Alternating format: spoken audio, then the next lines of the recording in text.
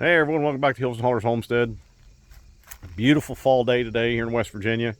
Kids and I went on a little hike across the farm and everything, did a little adventure. We probably got about 2 miles of hiking in today and they complained the whole time. I really enjoyed myself. A friend of mine's got a cellular game camera out here where he's got a stand where he bow hunts, and he seen us go by on the ATV as we were heading out to where we were going to go hike at, and about a half hour after we went through there, this huge freaking black bear come out in the backfield right there where we'd been, and was actually in the area where we were hiking, and he sent me a picture and he's like, look. So they're not uncommon around here. Used to be you never see a bear in this part of West Virginia, but it's getting to be more and more common. So I think they're a beautiful creature, and I don't have a problem with them at this point, unless they become a physical threat to me or my livestock or something like that. They can live here all they want to, and I don't have a problem with that at all. I like animals better than I do most people anyway. That's just kind of way things have gone here, since society's turned on its head and went the way that it's going. But, listening and keeping up on the market stuff, or trying to completely understand all of this, it looks like people are really taking up on the precious metals, gold and silver type stuff. And there's a lot of digital contracts out there where they refer to it as digital ounces of precious metals, digital ounces of gold and stuff, where these people are buying this stuff in a digital form. So like, what was it? They said a while ago, it was like for every physical ounce of gold there is, so like for every physical 1 ounce gold coin, there's 62,000 digital ounces out there that people have contracts and own digitally, not physically. And it seems that they're calling those contracts and are wanting that physical gold now. So the one vault over in England, I guess it's down at historic lows now. There's been a huge jump in demand for physical gold, physical silver and everything. And I know I've been buying silver more just because of watching the market and seeing that continuous downturn. And I mean, it's not going to happen overnight. We know that this has been ongoing. I mean, we've lost, 23% in the market this year already. We're at like $12,000 out of our one non-work retirement account. And the very real potential that we're all going to lose all of our retirement is there. I mean, the very real potential was there because the market it continues to go down. And with inflation going like it is, with the Fed pumping all the money out that they're doing, with Congress continuing to spend money, they're just making inflation worse. And no matter what the Fed does, they're not going to offset inflation.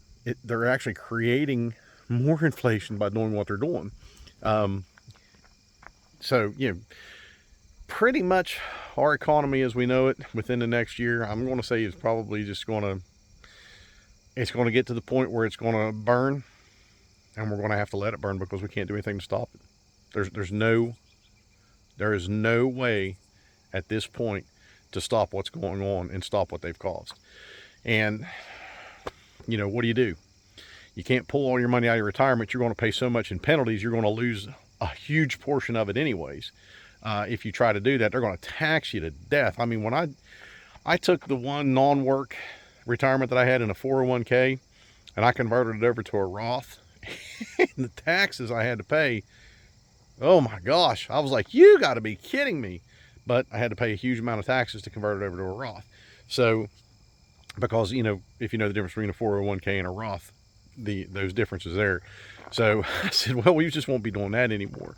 So, I would absolutely love to just kind of pull it all out, put it away somewhere and say, leave it alone. It doesn't have to grow, but even if it doesn't grow, I'm not going to lose big like the potential there is, what's looming over us right now. So the most comfortable thing that I have right now is the fact that we've pursued and are continuing to build this lifestyle. This is something that, and I've said in some of my earliest videos, I don't ever want to have to look at my kids when they tell me that they're hungry and tell them that there's no food, or would have to seriously or significantly ration food for a hungry child and not have anything, to help others. And I have never, and believe me when I tell you, in 32 years in healthcare, I've been in a situation where I felt completely helpless, and that is not a place I want to be in. Again, if I don't have to be, and I don't ever want to be in that situation, and it bothers me to even think about that. But I definitely don't want to be in a situation where my kids are hungry and I can't do anything about it. So That is why we're doing what we're doing. So, you know, the market, the economy, I mean, we got $31 trillion in debt. Who's going to buy it? Nobody's going to buy it. Everybody's backing out. All of the people who hold our debt, like China holds massive amounts of debt, Japan, I mean, all of them, they're not going to pay it out. They're not going to pay for it. The U.S. is going to have to pretty much pay their own debt and or buy their own debt back. And that's going to require them to just print so much more money. It's going to make inflation even that much worse. So you've got that compounding effect over and over and over. So, you know, precious metals do seem to be more the way to go as a safeguard and stuff. And, you know, regardless, if I've got ounces of silver and, you know, something bad goes down, that holds monetary value. It doesn't have to be a silver dollar per se. It could be a silver buffalo round. But it's an ounce of silver nonetheless. And the spot price of silver right now is like $18.40 something an ounce, I believe is what it is. So that 1 ounce of silver is worth spot price with $18.45 if that's what it is right now. So, and it's not going to be affected by, if the dollar goes to zero, silver is going to go way up. So I'm just going to continue to buy precious metals like I do. Probably going to invest a little bit more heavily into that, and try to pull a little bit more out of the stock market. And there's a couple other things I want to check on this week, and I'll fill you guys in on that, what I find out more. I was looking at what they call royalty. You can buy royalties in like gold mining and silver mining and stuff like that. And I think it's royalty stocks, I guess is what they refer to it as. But I have to dig a little bit more into it. It's kind of hard to get the information on the weekend. You can read a little bit about what it gives you out there, but I want to call and actually talk to these people and see what it's about. But I want to hedge our future better than, you know, depending on the dollar. I honestly don't think we're going to come through this one. I don't think we're going to come through this one financially. I think the economy is going to just completely blow. The market's going to completely drop, and the U.S. is going to probably default. Or they are going to end up having to buy their own debt back, and the dollar is essentially going to become worthless. There is talk that they're probably going to, or that their intentions are to return the dollar or convert the dollar back to a gold and silver base. So valuing the dollar against gold, like they took it away from in like 1971. I don't know what they're going to do. All I know is I'm just a guy trying to live a better life, trying to avoid society as much as I can. And I want to protect our future, my family's future, my kids' future, and stuff like that. And I don't want to lose everything that I've worked for all these years to put into retirement to be able to live after everything is done. But in the end, with what we've got going on, I got bugs flying around me here. In the end, with everything that we've got going right now, I've got renewable resources with chickens. I've got pigs, and hopefully turn those into renewable next spring by getting breeding pairs. I've got renewable resources with the bunnies, and we can grow, you know, seasonally here. We can live off, we can harvest and stuff what we have here on the land. And, you know, I think we can get through. The good thing is that we started a couple years ago, and we started preparing with food, with dry goods, with food preservation. We've stocked our freezers, we've stocked our pantry, we've preserved as much as we can, and we're continuing to preserve. And that's not just for apocalypse type stuff. It's not for Armageddon. It's not for end of the world stuff. Those are for hard times. Those are for hard times. We could live off of our food stores for a long time. Should something happen, you know, that grocery prices suddenly go up immensely, you know, or they triple in price overnight. I can't remember how much they said food's like up 11%. And, you know, now they're talking with winter heating costs and everything, with energy and fuel oil and natural gas and electricity.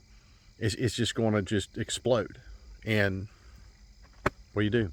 Well, that's what you do. You get you a wood burner, you cut firewood, you buy firewood, you do that. You get you a full 14-foot dump trailer full of firewood, you split it up, you have it ready for when things go bad. And you offset your costs and your expenses with alternate forms. And, you know, do it now. It's better to be 3 days early than 3 days late, folks. And that's all I'm going to say about that. I can't encourage enough to be prepared for the things that are going to come. And I'm not trying to be doom and gloom. I'm not trying to be an alarmist. I actually hate that kind of stuff. I really don't like Every time you get onto YouTube and stuff like that, you get on these kind of homesteading and prepping channels and stuff, and you know, you get this, the end is nigh, and buy this now before it's too late, or stock up on these items, or hoard these items. It's not that dire, folks. It's really not. But you can't wait till the last minute. You can't wait till it happens to do it. And that's just fear mongering, and I don't like that. So you'll not get that from me. But what I will tell you is, as hard times are coming, there's a huge potential that we lose the most, or a huge majority, if not all, of our retirement. And with everything in our retirement valued on $1 in the markets, if it would recover, it would be years before it would fully recover. And that's if it would recover. So we'll just have to wait and see. In the meantime, we have to continue to prepare. We have to continue to build and expand our homestead abilities. We have to build and expand on our food growing and our raising abilities. That way we can remain and become more self-sufficient, self-reliant, and be less consumer.